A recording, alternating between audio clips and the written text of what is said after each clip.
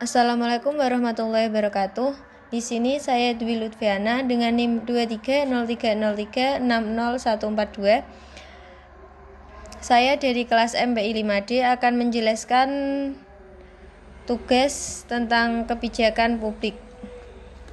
Di sini saya akan mengkritisi kebijakan publik yang mengenai wajib belajar 13 tahun.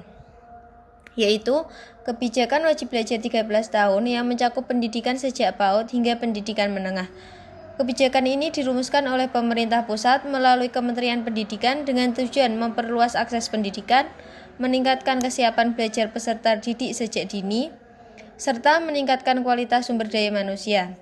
Namun, dalam identifikasinya, masih ditemukan bahwa penegasan PAUD sebagai bagian wajib belum sepenuhnya dipahami dan diterapkan secara merata di daerah.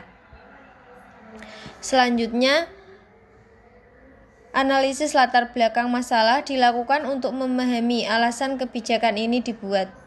Lalu alasannya apa?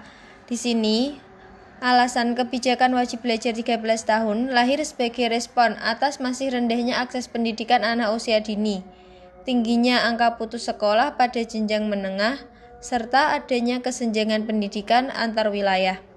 Permasalahan ini diperkuat oleh data yang menunjukkan ketimpangan layanan pendidikan meskipun di beberapa daerah data pendukung belum sepenuhnya akurat dan mutakhir. Lalu, pada tahapan analisis dan stakeholder, kebijakan ini melibatkan berbagai pihak, mulai dari pemerintah pusat, pemerintah daerah, satuan pendidikan, guru, bahkan orang tua, hingga masyarakat. Pemerintah pusat berperan sebagai perumus kebijakan, sedangkan pemerintah daerah bertanggung jawab dalam pelaksanaan di lapangan. Namun, koordinasi antar aktor masih belum optimal, terutama dalam pembagian peran dan tanggung jawab antar pusat dan daerah. Selanjutnya tentang analisis isi kebijakan di sini. Dilakukan untuk apa? Dilakukan untuk menilai kualitas substansi kebijakan. Secara umum, kebijakan wajib belajar 13 tahun telah disusun secara konsisten dan relevan dengan kebutuhan pembangunan pendidikan nasional.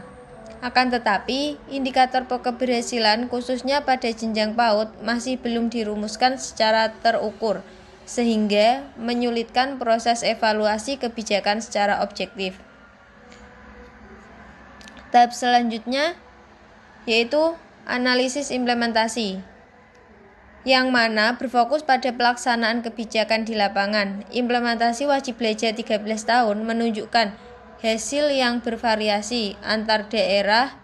Beberapa daerah mampu menjalankan kebijakan dengan baik, sementara daerah lain menghadapi kendala berupa keterbatasan anggaran, kurangnya tenaga pendidik, serta belum adanya standar operasional, prosedur, dan seragam.